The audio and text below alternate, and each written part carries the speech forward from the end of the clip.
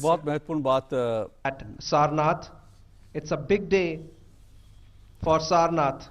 A fortnight ago, Prime Minister Narendra Modi had virtually inaugurated the light and sound show here at Sarnath.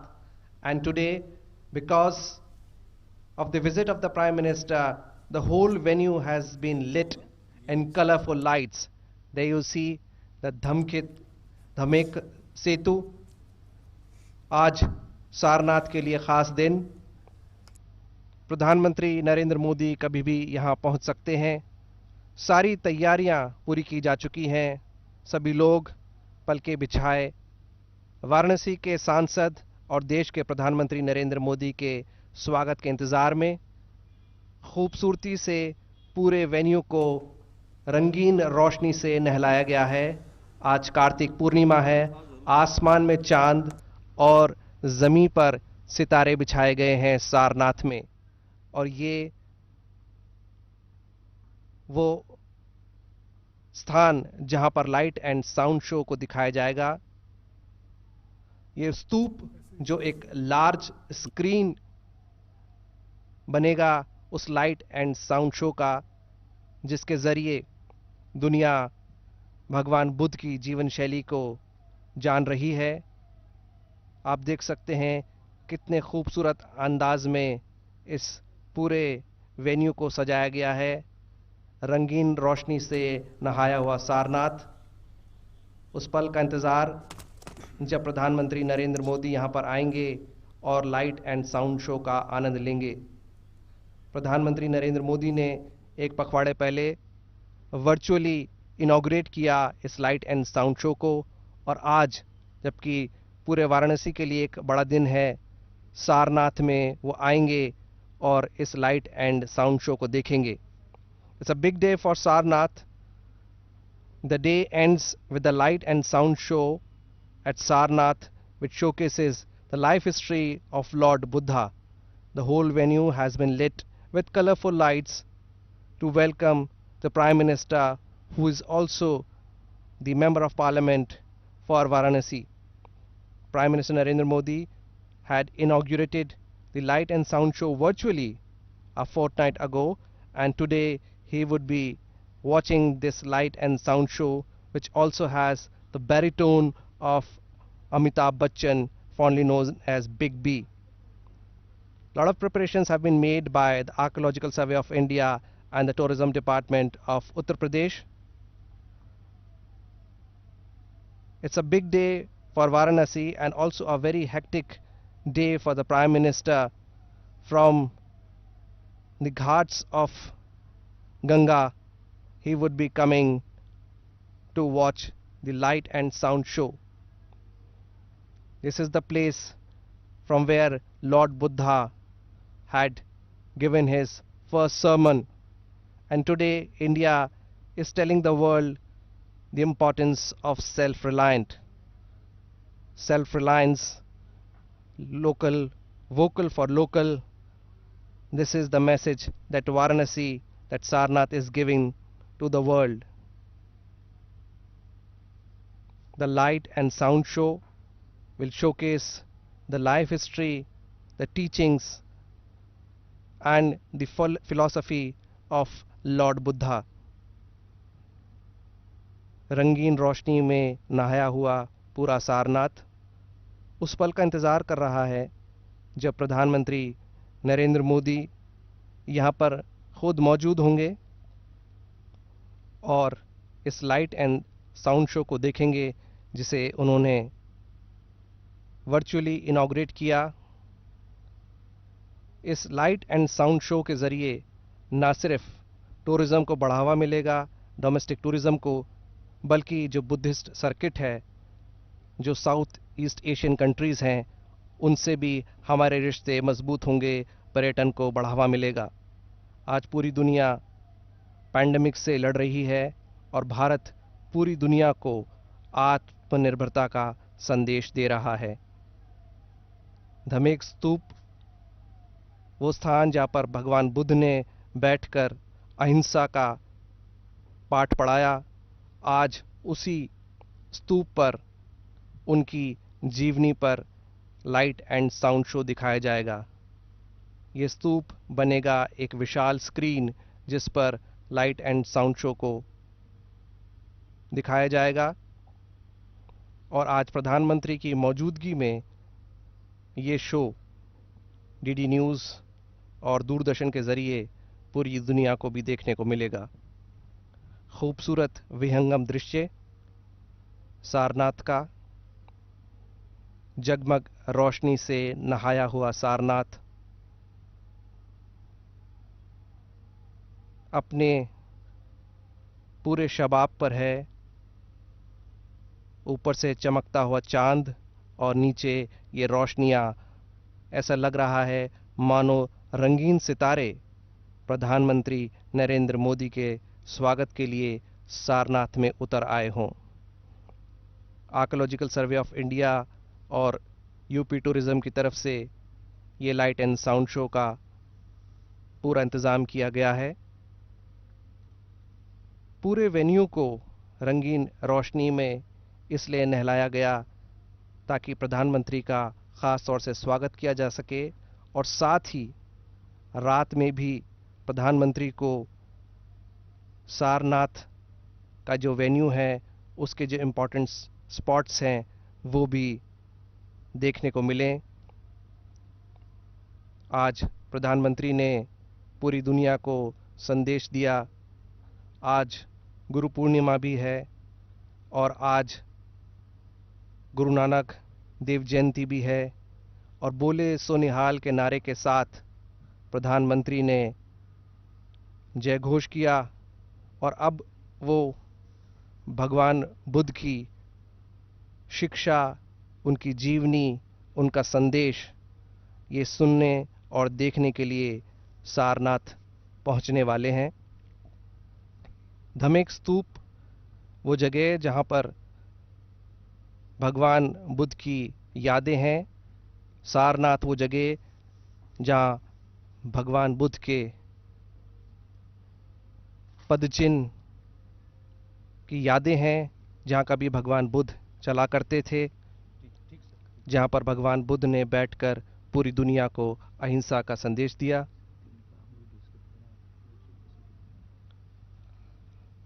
और जब हम इंतज़ार कर रहे हैं प्रधानमंत्री के आने का, मैं विशाल बैरिस्टो और मेरे साथ मेरे सहयोगी हरिकेश बहादुर सिंह, हम दोनों इंतज़ार में हैं। और हरिकेश, आज का जो दिन रहा वो बहुत हेक्टिक भी रहा और चूंकि आप वाराणसी से रिपोर्ट करते हैं, आपने देखा कि कितना इवेंटफुल था पूरे वाराणसी के लिए, ना सिर्फ पूरे देश के लिए बल्कि दुनिया के लिए भी, जब भारत ने आत्मनिर्भरता का संदेश और पाठ पढ़ाया। किस तरह से देखते हैं आज आप प्रधानमंत्री के इस विजिट को? विशाल, जैसा कि आप बता रहे थे कि जो ये सारनाथ है, भगवान बुद्ध की जो तपोस्थली भी कह सकते हैं, या ज्ञान जहाँ से दिया भगवान बुद्ध ने अपने उन 5 भिक्षुओं को, अपने शिष्यों को, और ये बौद्ध धर्म की जन्मस्थली भी है। जैसा आपने कहा कि बड़ा हेक्टिक दिन रहा आज प्रधानमंत्री जी का, जो कि यहाँ के सांसद भी हैं। तो जब प्रधानमंत्री जी का दौरा होता है वाराणसी के लिए तो कुछ ना कुछ विशेष सौगात होती है। और आज का दिन तो कार्तिक पूर्णिमा का दिन, देव दीपावली का दिन है, जो कि यहाँ पे लगातार कई 100 वर्षों से मनाया जा रहा है देव Deepawali.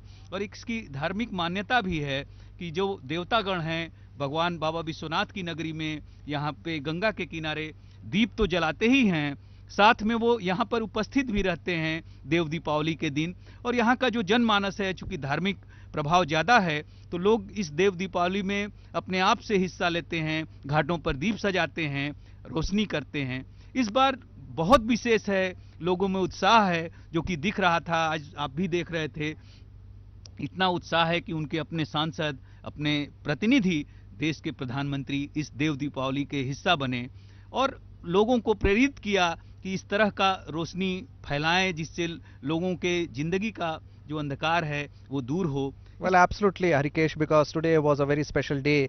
The mood was quite gloomy because of the pandemic. Then came the Festival of Lights, and the Prime Minister himself reaching the venue, reaching his constituency.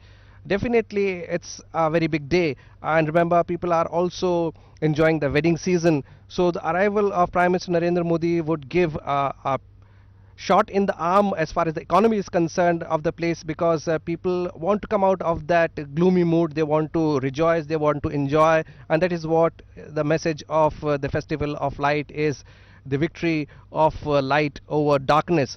And today, as you rightly said, that Dev Diwali is very popular around the world, and Dev Diwali means that the gods ascend to the earth, and they also celebrate this festival. So quite a holy and pious occasion for the people of Varanasi, and they all get very excited because when they see the Prime Minister, who also is the Member of Parliament of Varanasi, coming to this place. A lot of preparations were put in place. I've been here for 2-3 days. Of course, you've been here for a very long time, but whenever I come, I see something new, and I see there is a change in the habit of the people. They have become more and more conscious about the cleanliness, because the Prime Minister's slogan, not only of Swachh Bharat, but also of Swasth Bharat.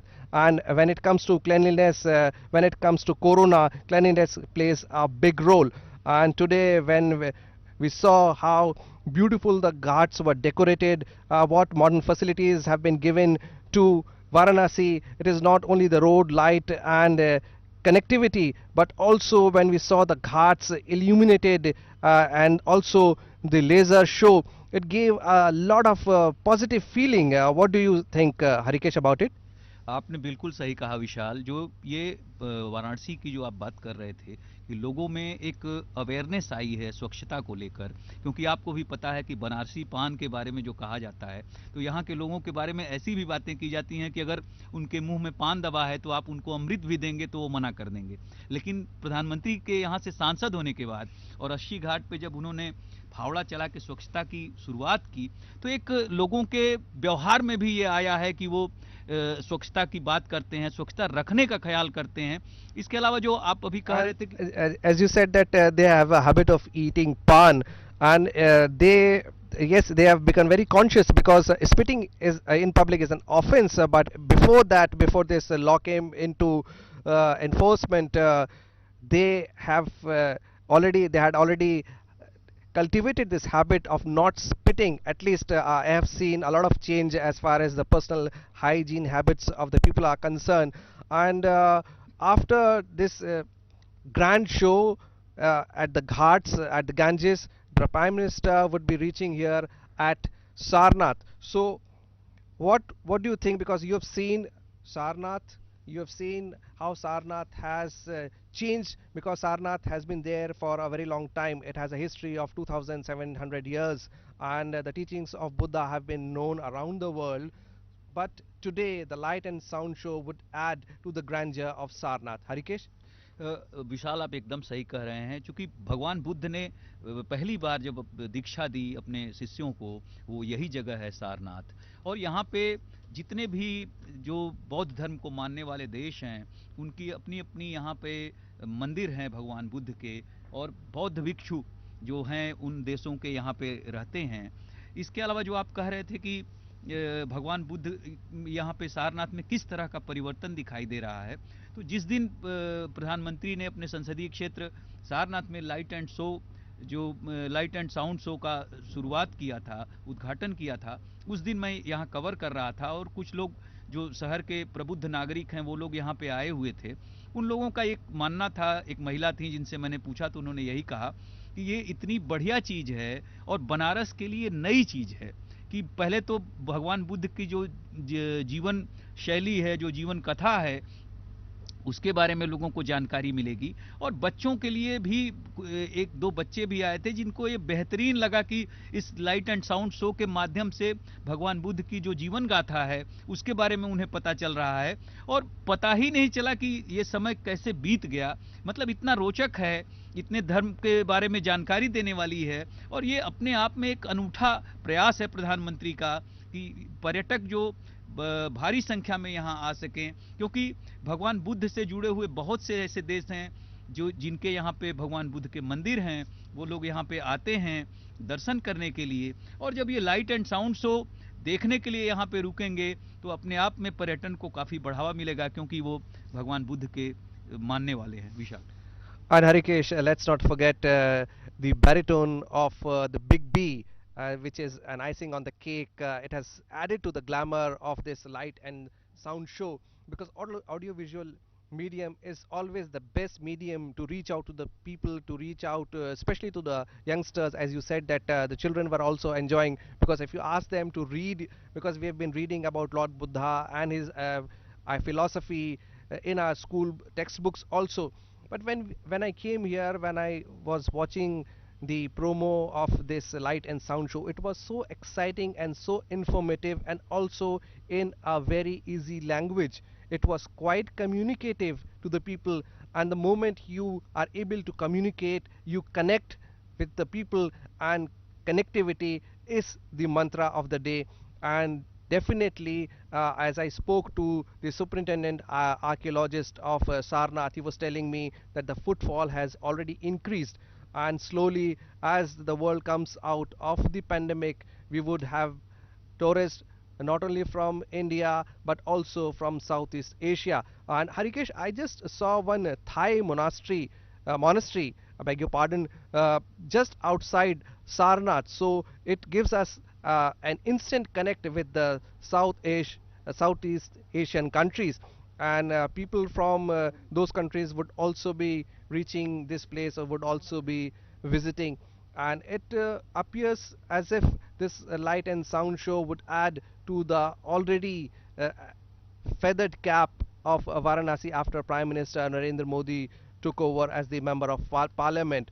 It is not only the roads, it is not only the infrastructure, but also when we talk about the pilgrimage, when we talk about the pilgrimage tourism, it has added to the facility, because today the 4 lanes were converted to 6 lanes, and the 73 kilometers which connects Prayagraj to Varanasi, the distance we are informed would be reduced by an hour. So there you see, Prime Minister Narendra Modi, his carcade has reached the gates of Sarnath.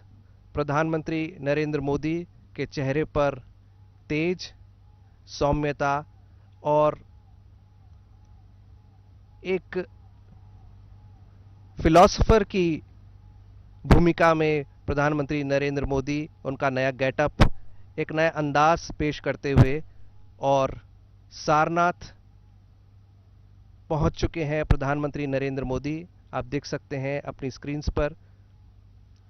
विशाल, जैसे आपने कहा कि एक philosopher की तरह वो प्रवेश कर रहे हैं एक बड़े फिलासफर भगवान बुद्ध के उस स्थान पर जहां पर उन्होंने अपने शिष्यों को दीक्षा दी। वो धम्मेक स्तूप जो कि आज गवाह बनेगा लाइट एंड साउंड शो का, जो प्रधानमंत्री खुद देखेंगे अपने संसदीय क्षेत्र में। विशाल। And accompanying the Prime Minister is the very proud Chief Minister of Uttar Pradesh, Yogi Adityanath, both getting on the golf cart, and very soon they would be reaching the venue from where Prime Minister along with the Chief Minister of Uttar Pradesh would be watching the light and sound show that would be screened at the Dhamek Setu, I beg your pardon, Dhamek Stoop. And it's a big. And those visuals coming in live from Sarnath, Prime Minister Narendra Modi along with Uttar Pradesh Chief Minister Yogi Adityanath have reached Sarnath. This is the final leg of Prime Minister's day-long visit to Varanasi, and in Sarnath, Prime Minister would be paying his respects at the Bodh Stupa, and the highlight of the evening would be a spectacular light and sound show that is going to, we are told, it's going to encapsulate the life and times and teachings of Lord Buddha. Prime Minister mentioned it earlier as well. So beautifully decked Sarnath. We can see the ancient ruins. We can see the Bodh Stupas in the same vicinity. And Prime Minister Narendra Modi just a few minutes ago reaching Sarnath. And these visuals are coming in live from the place, which is a very significant point if we look at the larger legacy of Buddhist sites. This is the place which the followers believe, where Lord Buddha, after getting the divine knowledge, this is where, to his first set of followers, he delivered his first sermon, and from there on began the legacy of Lord Buddha. Buddhism, his followers, spread across the country, across the world. Those visuals coming in live from Sarnath. जी हाँ, प्रधानमंत्री सारनाथ पहुंचे हैं। ये दृश्य आप देखिए, पीछे जो है पूरी तरह से रोशनी से जगमगाया हुआ है सारनाथ, और कार्तिक जो है पूर्णिमा, उसके अवसर पर, देव दीपावली के अवसर पर प्रधानमंत्री का वाराणसी का कार्यक्रम, और इस वक्त प्रधानमंत्री सारनाथ पहुंचे हैं। अपने आज का जो उनका कार्यक्रम था, उसकी अंतिम आज के कार्यक्रम का जो अंतिम पड़ाव है वो सारनाथ में, जहां लाइट एंड साउंड शो होगा। और ये वही जगह है जहां भगवान बुद्ध को जब बुद्धत्व की प्राप्ति हुई थी, ज्ञान की प्राप्ति हुई थी, उसके बाद उन्होंने अपने 5 शिष्यों को यहाँ पर ज्ञान उनको संबोधित किया था, उनको ज्ञान दिया था। और उसके बाद ये 5 जो उनके शिष्य थे वो विश्व भर में जो बौद्ध धर्म था, भगवान बुद्ध के अनुयायी थे, भगवान बुद्ध का जो संदेश था वो लेकर विश्व भर में गए। और आज यहाँ पर सारनाथ में पूरे विश्व से पर्यटक, सैलानी और भगवान बुद्ध के अनुयायी यहाँ पर आते हैं और इस जगह के दर्शन करते हैं। चीन से, जापान से, दक्षिण कोरिया से, इसके अलावा तमाम विश्व भर के अन्य देशों से लोग यहाँ पर पहुँचते हैं भगवान बुद्ध से जुड़ी उनकी जो विरासत है वहाँ पर अपने श्रद्धा सुमन अर्पित करने के लिए। Absolutely, Ashok. And talking about legacy of Lord Buddha, in a very recent interaction with the partner countries of Shanghai Cooperation Organization, Prime Minister Narendra Modi made mark about a very important project. It is a virtual museum of Buddhist heritage across the Shanghai Cooperation Organization countries, whether it's India, Russia, China, other participant countries, and throughout the region. The manner in which the teachings, the legacy, the life and times of Lord Buddha have left a mark in a part of everyday life. These countries have now come together, and here Prime Minister Narendra Modi being greeted by Buddhist monks, and Buddhist chanting, Buddhist forms of meditations are important part of that legacy. And Prime Minister Narendra Modi, they're reaching the venue Sarnath. I was talking about this important international cooperation that is taking place between Shanghai Cooperation Organization countries. All these countries have created a virtual museum of Buddhist legacies, artifacts, and these virtual museums are going to be connected and be a part of the SCO website. And anyone who's interested, anyone who's a devotee can go to this virtual museum online. All of it is online. You don't have to visit in person, and see the diverse and rich legacy, artifacts, ruins associated with the life and times of Lord Buddha. Much of it, of course, belongs to India. India is the land of Lord Buddha. It is here from where he achieved nirvana. प्रकाश का एक अद्भुत कार्यक्रम बनाया है, जिससे पर्यटकों को काशी के बारे में, सारनाथ के बारे में और महात्मा बुद्ध के जीवन और व्यक्तित्व के बारे में जानकारी मिल सके। ये कार्यक्रम महात्मा बुद्ध के चरणों में हमारा प्रणाम है। आइए देखते हैं।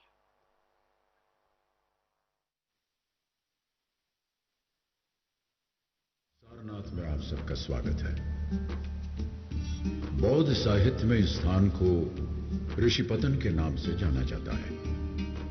यहाँ अनेक ऋषियों ने तपस्या की, योग साधना की और निर्वाण प्राप्त कर यहाँ की मिट्टी को पावन कर दिया। इसका एक और प्राचीन नाम है मृगदाव, यानी हिरणों का झुंड। यहाँ के उपवन में हर तरफ कुलांचे मारते हिरण नजर आते थे। लगभग 2700 साल पहले यहीं की पगडंडियों पर अंकित हुए थे बुद्ध के चरण चिन्ह। तथागत के चरण स्पर्श से तीर्थ बन गई थी सारनाथ की ये पुण्य धरा। इस स्थान से जहां आप बैठे हैं, बुद्ध ने अपना पहला धर्मोपदेश दिया और शुरुआत की एक नई विचारधारा की जो आज भी मानव जाति के लिए सार्थक है। तो चलिए इतिहास के पन्नों को पलटें, यहां की गूंजती आवाजों को सुनें और बुद्ध के कथन को अपने जीवन में उतारें।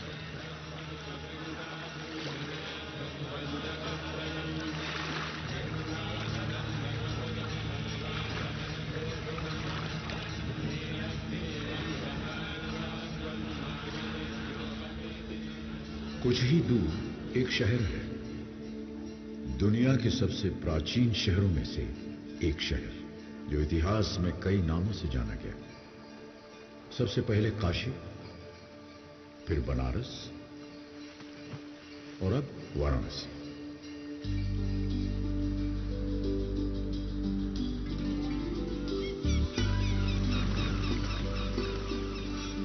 मंदिरों की नगरी है ये, बाबा विश्वनाथ की नगरी। हर शाम शहर के अनगिनत घाटों पर भगवान को अर्पित संध्या आरती के असंख्य दिए जगमगा उठते हैं। आरती की ध्वनि जो मन को शांति प्रदान करती है। शहर एक अनोखा रूप धारण कर लेता है।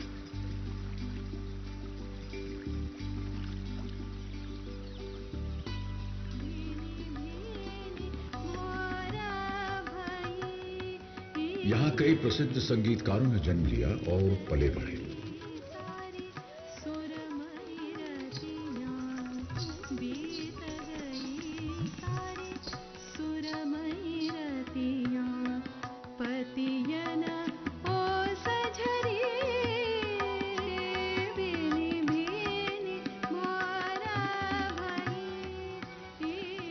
युगों से विश्व का आध्यात्मिक केंद्र रहा है ये शहर।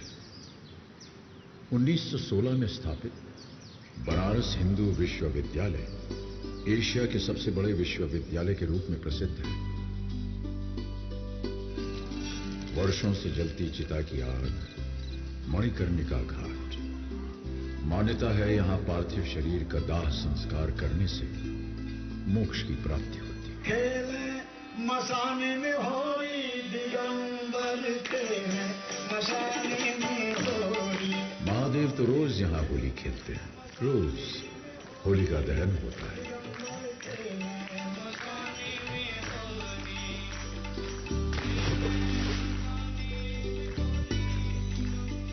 जिंदगी से धड़कती उमंगें सजोई ये गलियां, यहीं तो बसा करते थे कबीर, बसे थे तुलसीदास। मनुष्य के हाथों ने बनाई यह अभूतपूर्व नगरी, और वो ही शांति की तलाश में गंगा में डुबकी लगा तन और मन की शुद्धि पाने, आध्यात्म की जिज्ञासा लिए यहां खींचा चला आता है। वाराणसी सिर्फ एक प्राचीन नगरी ही नहीं, मनुष्य और उसकी श्रद्धा का इतिहास है। ये शहर कैसे बसे, इनको बनाया किसने? इन प्राचीन शहरों में बने राजमहल, ये किले इस बात का प्रतीक है कि यहां राजाओं का साम्राज्य रहा होगा। उन्होंने इन शहरों का, राज्यों का निर्माण किया होगा। कुछ शासक जो इतिहास के गलियारे में खो गए, और कुछ जिन्होंने इतिहास में अपनी जगह बनाई। कुछ ऐसे जिन्होंने क्षत्रिय वंश में जन्म तो लिया, लेकिन योद्धा नहीं बने, राज्य की सीमाएं नहीं बढ़ाई।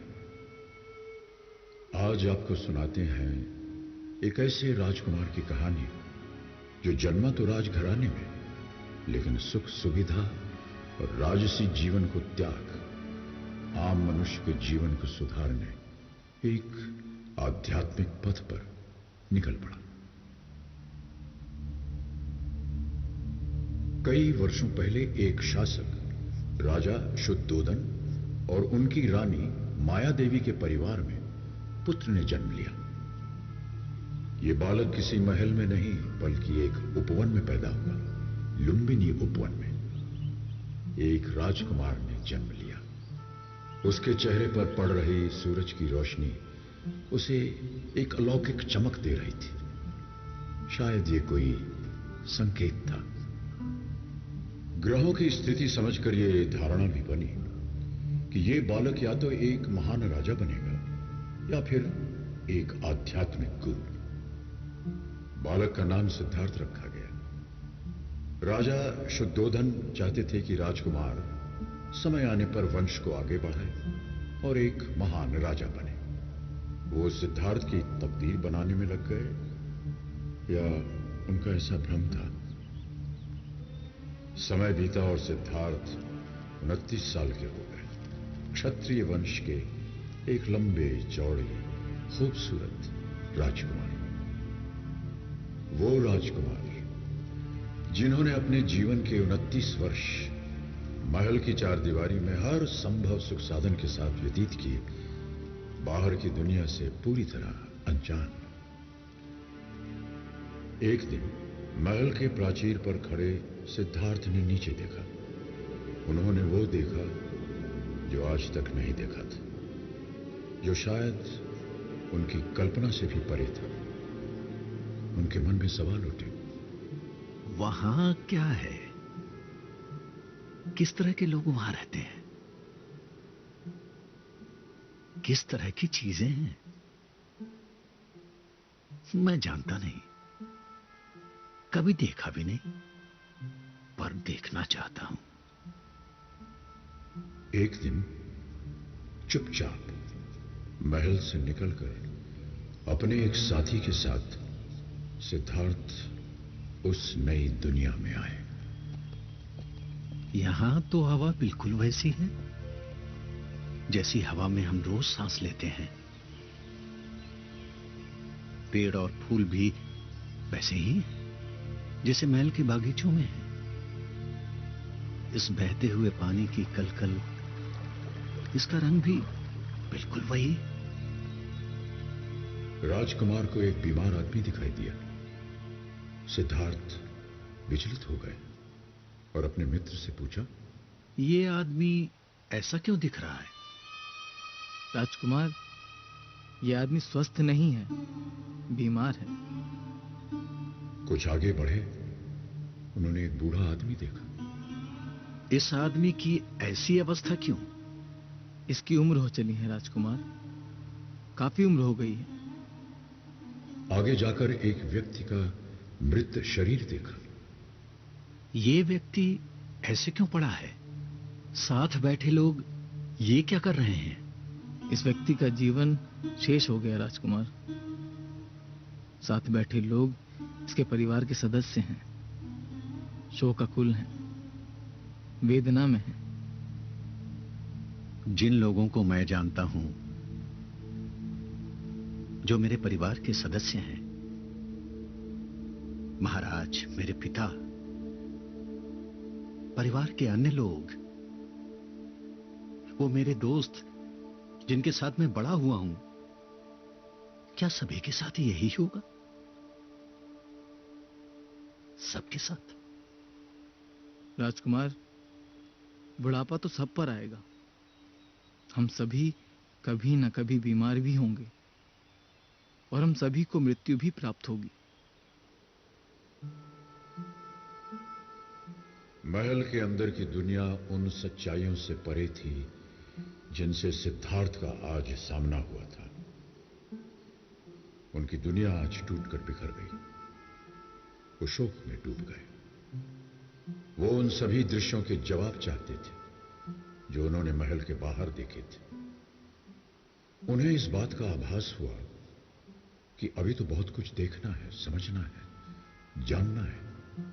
उनके मन की आवाज उन्हें बार बार कचोट रही थी कि वो उन सच्चाइयों के महज गूंगे दर्शक बनकर नहीं रह सकते। उन्हें उस सच्चाई को खोजना था जिनमें जीवन के जवाब छिपे थे।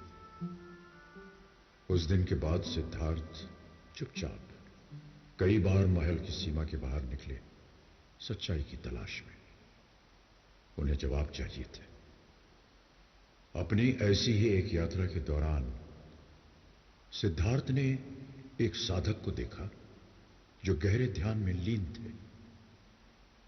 उसकी आंखें धीरे से खुली और सिद्धार्थ की आंखों से मिली। उनके विचार जुड़े। सिद्धार्थ को उसी क्षण एहसास हुआ कि जो उत्तर वो बाहर खोज रहे थे वो तो उनके भीतर ही थे, उनके स्वयं के अंदर। उनका निश्चय आकार लेने लगा। अगर आसपास के लोगों को उनके दुख दर्द समझाने में मदद करनी है तो उन्हें स्वयं इस पहलू को समझना पड़ेगा, अन्यथा उनका अपना जीवन अधूरा रहेगा। उन्हें इस बात का एहसास हुआ कि सांसारिक गतिविधियों में लिप्त रहकर सच्चाई की खोज की यात्रा शुरू न हो सकेगी। उन्हें अपने वर्तमान जीवन की सुख सुविधाओं को, रिश्तों को, महल की चार दीवारी को त्यागना होगा। एक रात सिद्धार्थ चुपचाप अपनी पत्नी, पुत्र और महल को छोड़कर विलासिता और सुखों से भरे जीवन को त्याग कर एक साधक बन गए।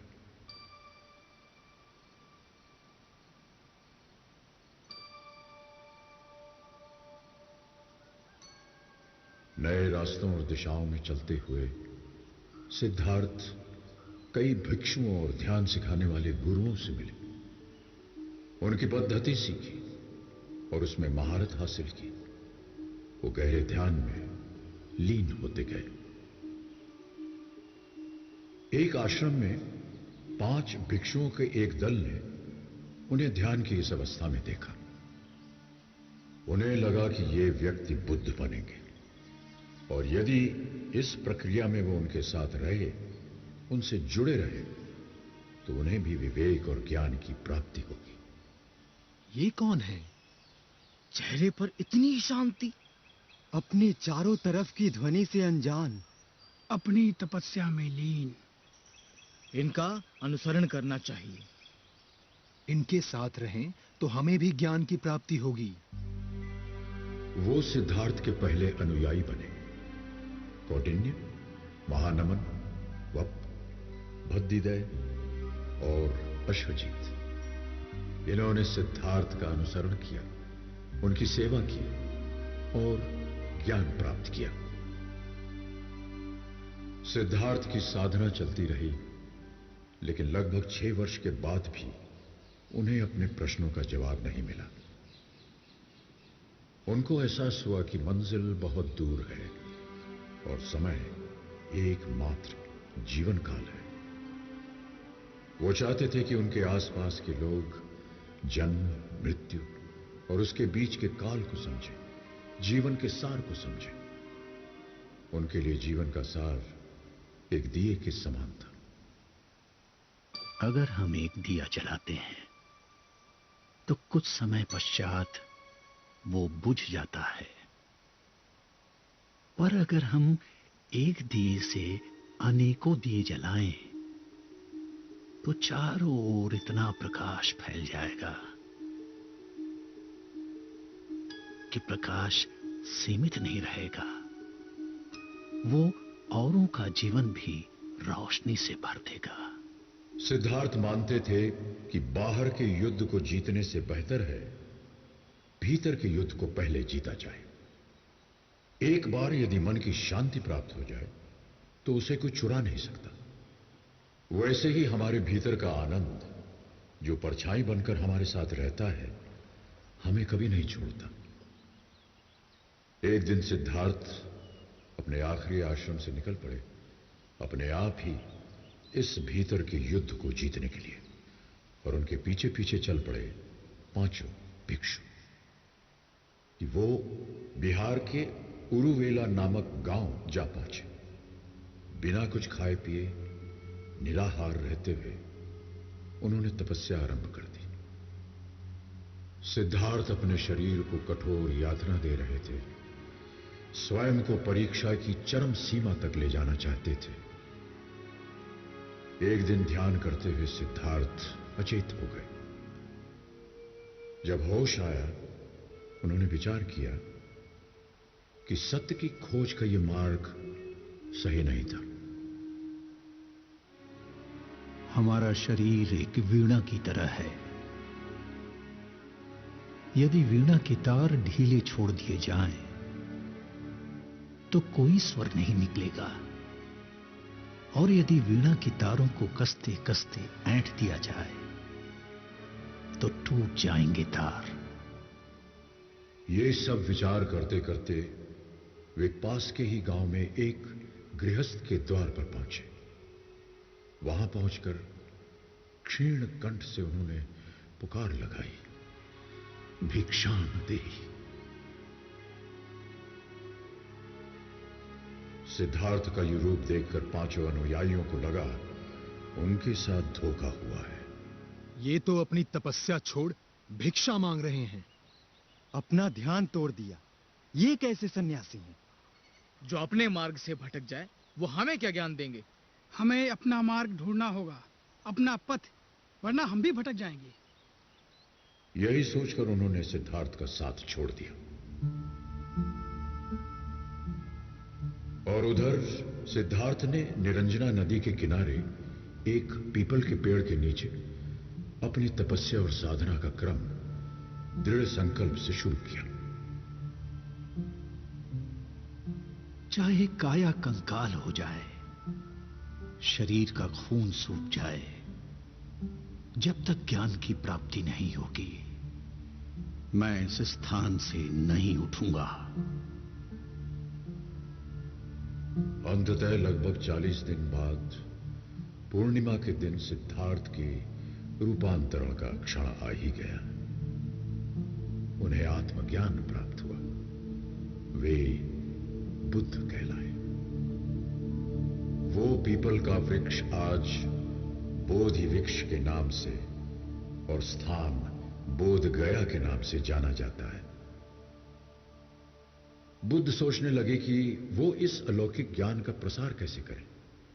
कौन उनके इस ज्ञान को समझने के लिए पूर्ण तैयार है।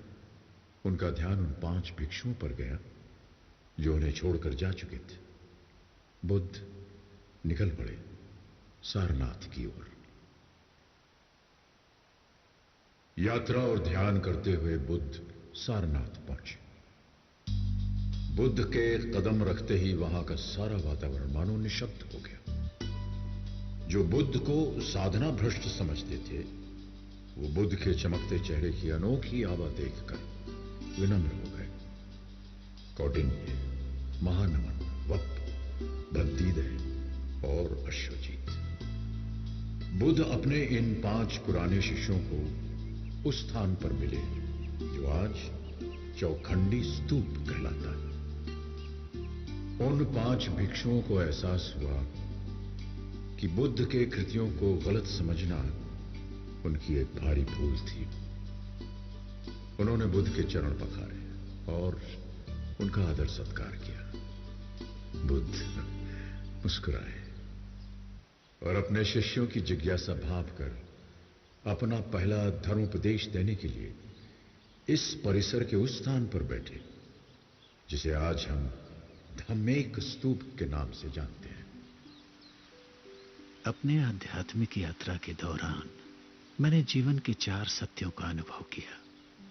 मैंने इस मूल सत्य को जाना कि जीवन मरण का चक्र दुखों से घिरा है। दूसरा सत्य ये कि इन दुखों का कारण हमारी तृष्णाएं या इच्छाएं हैं। तीसरे सत्य ने एहसास करवाया कि इन इच्छाओं को त्यागने से ही जीवन के दुखों से मुक्ति मिलेगी। त्याग करने के लिए अपने आप को पीड़ा देने की जरूरत नहीं, सिर्फ अष्टांग आदर्शों वाले मध्य मार्ग को अपनाना होगा। यही वो चौथा सत्य है जिसे मैंने समझा, अपनाया और मोक्ष प्राप्ति की लक्ष्य की ओर चल दिया। बुद्ध कुछ दिन यही मूल गंधकुटी विहार में रहे। बुद्ध की शिक्षा बहुत साधारण थी। वे जीवन की तमाम समस्याओं को बड़े साधारण तरीके से सुलझाते थे। एक बार एक औरत अपने बेटे का मृत शरीर लेकर उनके पास आई और बोली, इसे जीवित कर दीजिए प्रभु, मेरे पुत्र को जीवित कर दीजिए, जीवित कर दीजिए। अवश्य कर दूंगा, पर इसे जीवित करने के लिए किसी एक ऐसे घर से सरसों के दाने लाने होंगे जहां कभी किसी की मृत्यु ना हुई हो। यह संभव नहीं था, क्योंकि मृत्यु जीवन का एक ऐसा सत्य है जिससे कोई बच नहीं सकता। ये बात औरत को समझने में देर नहीं लगी। एक बार एक किसान उन पर गालियां बरसाने लगा। थोड़ी देर बाद किसान थक गया, पर बुद्ध न तो विचलित हुए न ही नाराज। किसान रोने लगा और उनसे पूछा, मैं इतनी देर से तुम्हें गालियां दे रहा हूं, तुम्हें क्रोध नहीं आया? मेरे भाई, मैंने तुम्हारी गालियां स्वीकार कहां की? वो तो तुम्हारे पास ही हैं, तो मुझे क्रोध क्यों आएगा? क्रोध हमारा नहीं है, यह हमारी कोई मदद नहीं करता। यह हमारे मन की शांति नष्ट कर देता है। हमारे अंदर विचारों का, भावनाओं का कितना ही तेज मंथन हो, इसके स्थिर होने पर पता चलेगा कि पीछे एक ठहराव है, एक अलौकिक शांति।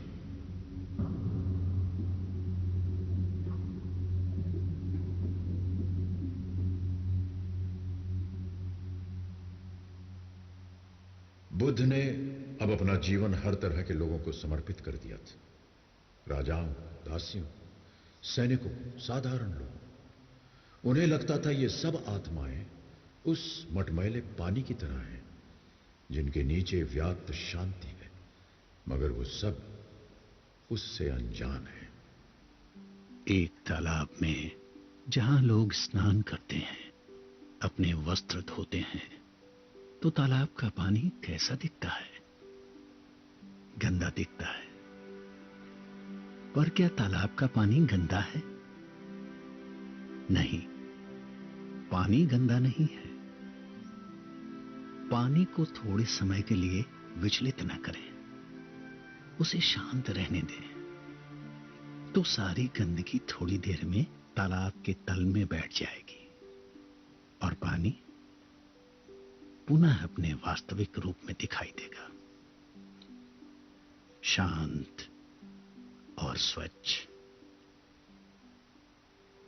बुद्ध ने संघ की स्थापना की और अपने पहले 60 भिक्षुओं को देश की अलग अलग दिशाओं में भेजा, ताकि वो लोगों से मिले और बुद्ध के विचारों को जनसमूह तक पहुंचाए। बुद्ध एक और लंबी यात्रा पर आगे बढ़ चले।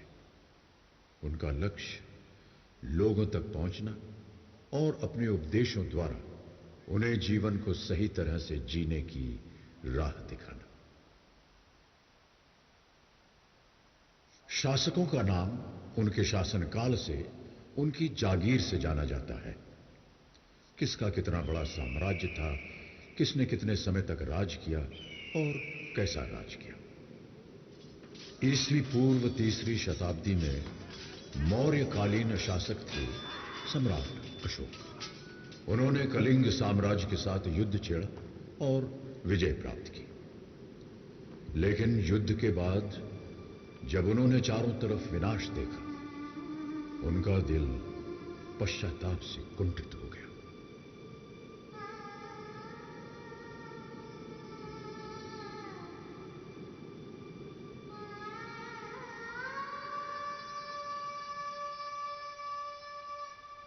इतना विध्वंस,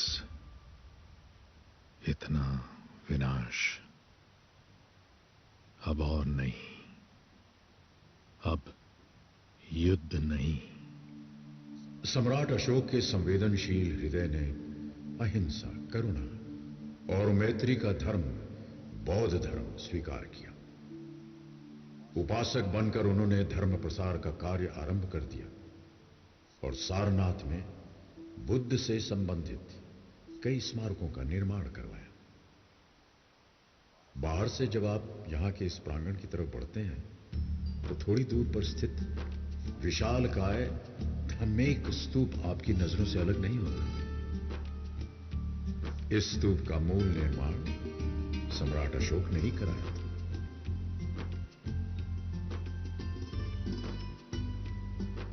सारनाथ में एक विशाल स्तंभ के कुछ अंश आज भी हैं, जिसे सम्राट अशोक ने बनवाया था।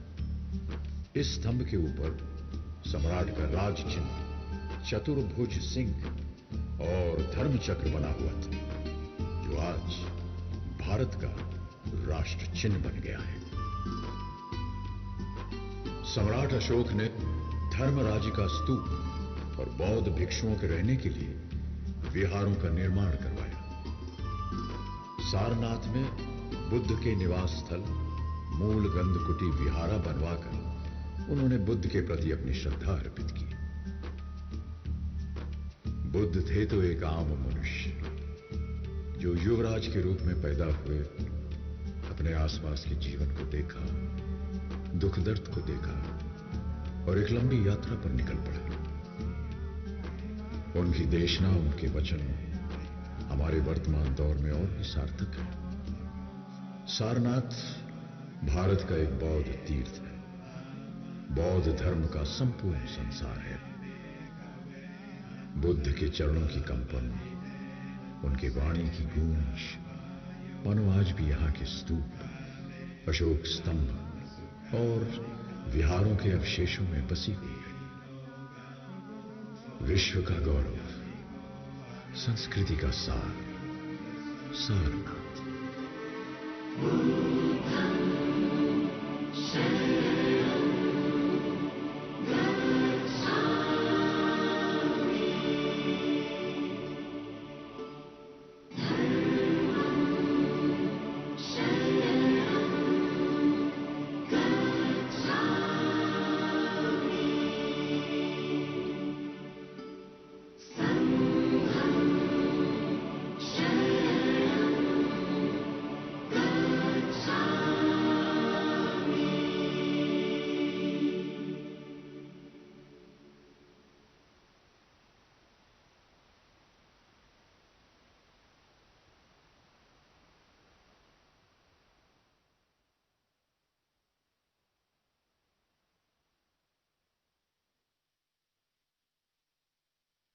शरणम गच्छामि।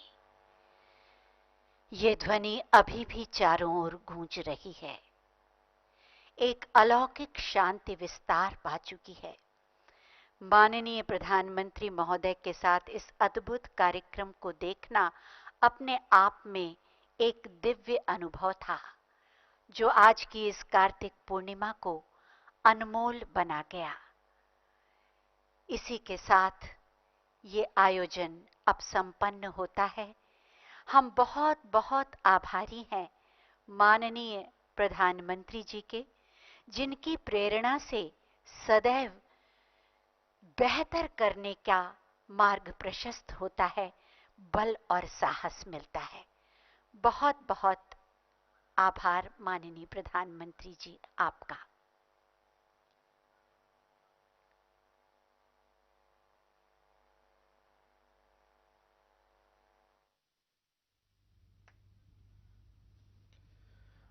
Prime Minister Narendra Modi interacting with the Buddhist monks. It was quite an informative show on the life history of Lord Buddha. Indeed, we need to get rid of all that matters in this world, and then only we can achieve happiness. भगवान बुद्ध की शिक्षा प्रधानमंत्री ने गौर से सुनी, देखी और अब भगवान बुद्ध के ऊपर बौद्ध भिक्षु से चर्चा करते हुए प्रधान। And those visuals coming in live from Sarnath after the spectacular light and sound show depicting the life and times of Gautam Buddha, Prime Minister Narendra Modi interacting with the senior monks, Buddhist monks in Sarnath. Those visuals coming in live from Sarnath. The night was lit by the magnificent display of digital technology through which the life and times and teaching of Lord Buddha were depicted on the Buddhist stupa. Magnificent scientific achievement there as well, and Prime Minister here sharing his thoughts with the Buddhist monk in Sarnath. बिल्कुल शुभेंदु, आप ये देखिए कि हम लोगों के जो रोंगटे हैं खड़े हो गए थे, इतना दिल को छू लेने वाला बिल्कुल अद्भुत एक लाइट एंड साउंड शो था। आप सोचिए कि जो लोग वहाँ बैठकर इस शो का आनंद लेंगे उनके लिए कितना कैसा अनुभव होगा, कैसा ये अविस्मरणीय अनुभव होगा। प्रधानमंत्री नरेंद्र मोदी और उनके साथ उत्तर प्रदेश के मुख्यमंत्री योगी आदित्यनाथ, उन्होंने अभी इस शो को देखा और अपने आप में ये जो सारनाथ है, सारनाथ की न सिर्फ यहाँ पर टूरिस्टों को आने के लिए प्रेरित करेगा, बल्कि आधे घंटे का शो जो लोग वहाँ पहुँचेंगे उनको भगवान बुद्ध, गौतम बुद्ध के जीवन का जो संदेश, मूल संदेश है, वो संदेश भी उन तक पहुंचाएगा। ये अपने आप में बहुत महत्वपूर्ण बात है और इसलिए प्रधानमंत्री ने कहा भी था, जब उन्होंने अपना भाषण उससे कुछ देर पहले दिया, उन्होंने कहा कि ये टूरिस्टों के लिए भी आकर्षण होगा और साथ साथ उन्होंने कहा कि ये एक तरह की टीचिंग भी होगी सिर्फ आधे घंटे में और भगवान बुद्ध के जो जीवन के जो सार है वो आपके सामने, और सारनाथ का जो महत्व है वो भी आप समझ सकेंगे इस लाइट एंड शो को देखकर। Absolutely, there Prime Minister Narendra Modi sharing his greetings with the monks present at the venue at Sarnath. A very important a point in the Buddhist circuit. Lumbini was where Gautam Buddha was born, Bodh Gaya where he achieved enlightenment.